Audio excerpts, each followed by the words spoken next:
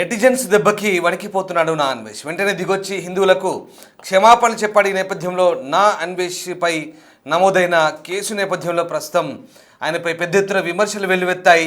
సీతాదేవి, ద్రౌపదులపై వ్యాఖ్యలపై నెటిజన్స్ తీవ్ర ఆగ్రహం వ్యక్తం చేశారు.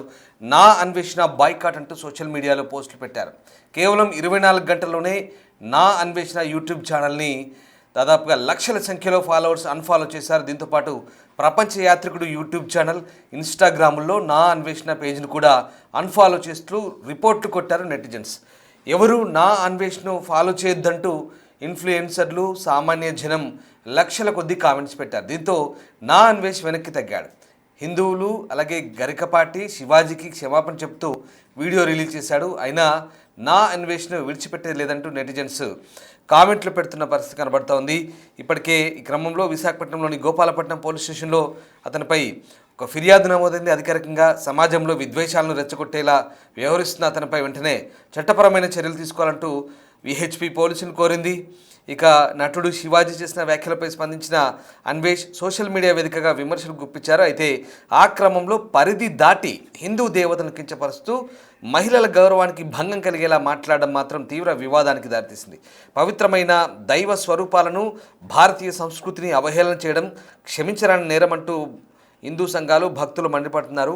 భావ ప్రకటన స్వేచ్ఛ ముసుగులో ఆ పేరుతో ఇతరుల విశ్వాసాలను దెబ్బతీసే హక్కు ఎవరికి లేదంటూ కొంతమంది మేధావులు కూడా అభిప్రాయపడుతున్నారు. అన్వేష్ చేసిన ఈ వివాదాస్పద వ్యాఖ్యల ప్రభావం అతని సోషల్ మీడియా ఫాలోయింగ్పై తీవ్రంగా పడింది. ఈ ఘటన వెలుగులోకి వచ్చిన కొద్దిసేపటికే అతని ఇన్స్టా, యూట్యూబ్ అలాగే అన్ని సోషల్ మీడియా ప్లాట్ఫామ్స్ సంబంధించి లక్షల సంఖ్యలో ఫాలోవర్లు అతన్ని విడిచిపెట్టారు. దీంతో అన్ఫాలో అయ్యారు, అన్సబ్స్క్రైబ్ అయ్యారు. దీంతో అంత మాత్రమే కాదు, ఇంకా తీవ్రమైన విమర్శలు గుప్పించారు, రిపోర్ట్ కూడా కొట్టారు. ఇటు నెటిజన్లు అన్వేష్ తీరును తప్పుపడుతూ సోషల్ మీడియాలో పెద్ద ఎత్తున ట్రోల్స్ కూడా చేస్తున్నారు. తద్వారా అతని సోషల్ మీడియా గ్రాఫ్ ఒక్కసారిగా పడిపోయింది. ప్రస్తుతం ఇటు ఈ వ్యవహారం అటు తెలుగు రాష్ట్రాల్లో చర్చనీయాంశంగా మారిన పరిస్థితి కనబడుతోంది. ఏపీలో ఫిర్యాదు నమోదైన నేపథ్యంలో దానిపై ప్రాథమిక విచారణ చేపట్టి చర్యల కోసం న్యాయ నిపుణుల సలహాలు తీసుకుంటామంటూ పోలీసులు కూడా చెప్తున్నారు. ఒక యూట్యూబర్గా బాధ్యతాయుతంగా వ్యవహరించాల్సి పోయి బాధ్యతారహితంగా మాట్లాడుతూ అవాంఛనీయ వ్యాఖ్యలు చేయడం వల్ల అతను మరిన్ని చట్టపరమైన చిక్కులు పడే అవకాశం ఉన్నట్టుగా కూడా వార్తలు వినిపిస్తున్నాయి. మొత్తం మీద నా అన్వేష్ అయితే దిగొచ్చాడు. ఫాలోవర్స్ అలాగే నెటిజన్ల దెబ్బకి ఏకంగా క్షమాపణ చెప్పాల్సి వచ్చింది. సో ఈ వ్యవహారంలో నా అన్వేష్ మళ్ళీ ఏం మాట్లాడారో ఒకసారి చూద్దాం. ద్రౌపది దేవికి, సీతాదేవికి క్షమాపణ చెప్పమంటున్నారు. అదే చేతితో గరికపాటి గారికి, యాక్టర్ శివాజీ గారికి, తర్వాత హిందూ సంఘాల వాళ్ళకి క్షమాపణలు అడగమంటున్నారు. వినాయకుడి సన్నిధిలోనే నేను క్షమాపణలు కోరుకుంటాను. చెప్పే ముందు నేనేమన్నానండి, ద్రౌపది దేవిని సైంధవుడు, కీచకుడు బలాత్కారం చేయబోయి చచ్చిపోయారు అన్నాను. బలాత్కారం అంటే ఇంగ్లీష్లో ఏంటి? రేపు. తర్వాత సీతాదేవిని రావణాసురుడు ఎత్తుకెళ్ళిపోబోయి చచ్చిపోయారు అన్నాను. అంతే. ఇక్కడ చీరలు కట్టుకున్న వాళ్ళు, ఆ మగవాళ్ళు ఏది చేస్తే వాళ్ళు చచ్చిపోయారు. ఇక్కడ 60,000 రేపులు జరిగాయి. సో వీళ్ళు ఇంకా బతికి ఉండి బిర్యానీ తింటున్నారు, మీరేం చేస్తున్నారు అని అడిగి అక్కడ సందర్భం. కానీ అక్కడ అంత చెప్పే ఛాన్స్ లేదు. తప్పు జరుగుతుంది కాబట్టి క్షమాపణలు కోరుకుంటాను. అదే తప్పు నేను ఒప్పుకుంటున్నాను కదా. సో ఇప్పుడు నేను తప్పు చేస్తే రాత్రికి వినాయకుడి సన్నిధిలోనే రక్తం కక్కుకొని చచ్చిపోతాను. కనుక నా తప్పు మీరు స్వీకరించకపోతే ఈ సంవత్సరం నుంచి నెక్స్ట్ సంవత్సరం వరకు అష్ట దరిద్రాలు మీకు అంటుకుంటాయి.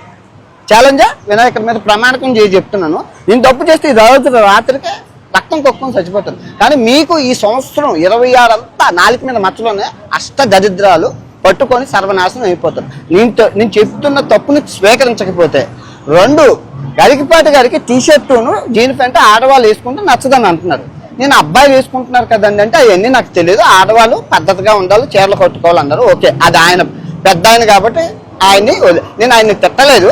కాకపోతే కొన్ని పదాలు వారాను, దాన్ని వెనక్కి తీసుకుంటూ క్షమాపణలు కోరుకుంటున్నాను. ఇంకా శివాజీ గారిని ఆయన సామాన్లు అన్నందుకు నేను తిట్టాను, ఆయన వెనక్కి తీసుకున్నారు, నేను వెనక్కి తీసుకున్నాను. Problem solve. ఓకే, మీరు ఎక్కడితో వదిలేస్తే బాగుంటుంది, లేదు అంటే మీ ఇష్టం. నేను ఇప్పుడు మంచి శాండ్విచ్ మసాజ్ థాయిలాండ్లో చేసుకొని రాత్రికి మంచి సినిమాకి వెళ్ళి ఆ వీడియో రేపు పొద్దున్న పెడతాను. ఓకే, నేనైతే చిల్ అవుతాను, రిలాక్స్ అవుతాను. మీరు ఏం అవుతారు అనేది మీ మనసుకే ఆలోచించేస్తున్నాను. Love you all. అందరూ బాగుండాలి, అందులో నేను ఉండాలి. ద్రౌపది దేవికి, సీతాదేవికి క్షమాపణ చెప్పమంటున్నారు. అదే చేతితో గరికపాటి గారికి, యాక్టర్ శివాజీ గారికి, తర్వాత హిందూ సంఘాల వాళ్ళకి క్షమాపణలు అడగమంటున్నారు. వినాయకుడి సన్నిధిలోనే నేను క్షమాపణలు కోరుకుంటాను. చెప్పే ముందు నేనేమన్నానండి, ద్రౌపది దేవుని సైంధవుడు కీచకుడు బలాత్కారం చేయబోయి చచ్చిపోయారు అన్నాను. బలాత్కారం అంటే ఇంగ్లీష్లో ఏంటి, రేపు. తర్వాత సీతాదేవిని రావణాసుడు ఎత్తుకెళ్ళిపోబోయి చచ్చిపోయారు అన్నాను. అంతే ఇక్కడ చీరలు కట్టుకున్న వాళ్ళు ఆ మగవాళ్ళు ఏది చేస్తే వాళ్ళు చచ్చిపోయారు. ఇక్కడ 60,000 రేపులు జరిగాయి. సో వీళ్ళు ఇంకా బతికి ఉండి బిర్యానీ తింటున్నారు, మీరేం చేస్తున్నారు అని అడిగి అక్కడ సందర్భం. కానీ అక్కడ అంత చెప్పే ఛాన్స్ లేదు. తప్పు జరగలేదు కాబట్టి క్షమాపణలు కోరుకుంటాను. అదే తప్పు అని ఒప్పుకుంటున్నాను కదా. సో ఇప్పుడు నేను తప్పు చేస్తే రాత్రికి వినాయకుడి సన్నిధిలోనే రక్తం కక్కుకొని చచ్చిపోతాను. కనుక నా తప్పు మీరు స్వీకరించకపోతే ఈ సంవత్సరం నుంచి నెక్స్ట్ సంవత్సరం వరకు అష్ట దరిద్రాలు మీకు అంటుకుంటాయి. ఛాలెంజా వినాయకుడి మీద ప్రమాణకం చేసి చెప్తున్నాను. నేను తప్పు చేస్తే ఈ రాత్రికి రక్తం కక్కుకొని చచ్చిపోతాను. కానీ మీకు ఈ సంవత్సరం 26 అంతా నాలుగు మీద మచ్చలోనే అష్ట దరిద్రాలు పట్టుకొని సర్వనాశనం అయిపోతారు. నేను చెప్తున్న తప్పుని స్వీకరించకపోతే. 2, గరికపాటి గారికి టీషర్టును జీన్ ప్యాంట్ ఆడవాళ్ళు వేసుకుంటే నచ్చదని అంటున్నారు. నేను అబ్బాయిలు వేసుకుంటున్నారు కదండి అంటే అవన్నీ నాకు తెలియదు. ఆడవాళ్ళు పద్ధతిగా ఉండాలి, చీరలు కట్టుకోవాలన్నారు. ఓకే, అది ఆయన పెద్ద ఆయన కాబట్టి నేను ఆయన్ని తిట్టలేదు. కాకపోతే కొన్ని పదాలు వాడాను, దాన్ని వెనక్కి తీసుకుంటూ క్షమాపణలు కోరుకుంటున్నాను. ఇంకా శివాజీ గారిని ఆయన సామాన్లు అన్నందుకు నేను తిట్టాను, ఆయన వెనక్కి తీసుకున్నారు, నేను వెనక్కి తీసుకున్నాను. Problem solve. ఓకే, మీరు ఎక్కడితో వదిలేస్తే బాగుంటుంది, లేదు అంటే మీ ఇష్టం. నేను ఇప్పుడు మంచి శాండ్విచ్ మసాజ్ థాయిలాండ్లో చేసుకొని రాత్రికి మంచి సినిమాకి వెళ్ళి ఆ వీడియో రేపు పొద్దున్న పెడతాను. ఓకే, నేనైతే చిల్ అవుతాను, రిలాక్స్ అవుతాను. మీరు ఏం అవుతారు అనేది మీ మనసుకే ఆలోచించేస్తున్నాను. లవ్ యూ ఆల్, అందరూ బాగుంటారు. రైట్, వింటున్నారుగా అన్వేష్ మాటలు. క్షమాపణ చెప్తున్నా అంటున్నాడు. అందులో ఆయన మాట్లాడుతున్న తీరు కూడా మీరంతా వింటున్నారు. ఇప్పుడు మీరేమనుకుంటున్నారో ఒకసారి కామెంట్ చేయండి. అండ్ ఇదే అన్వేష్ ఒకప్పుడు కొన్ని సమస్యల పరంగా మాట్లాడాడు, చాలామంది ప్రశంసలు పొందాడు, కొంతమందికి ఇన్స్పైరింగ్గా కూడా ఉండే. కానీ తర్వాత అది అంటే ఆ ధోరణి మారుతూ వస్తుంది. బాధ్యతాయుతంగా మాట్లాడాల్సిన మాటలన్నీ కూడా బాధ్యతారహితంగా కొంత అడ్డగోలుగా మాట్లాడుతున్న వైనం. ఇదంతా కూడా నెటిజన్లు మండిపడుతున్నారు. అన్వేష్ తన అభిప్రాయాలు చెప్పే క్రమంలో పరిధులు దాటుతున్నాడు, హద్దులు దాటి మాట్లాడుతున్నాడు.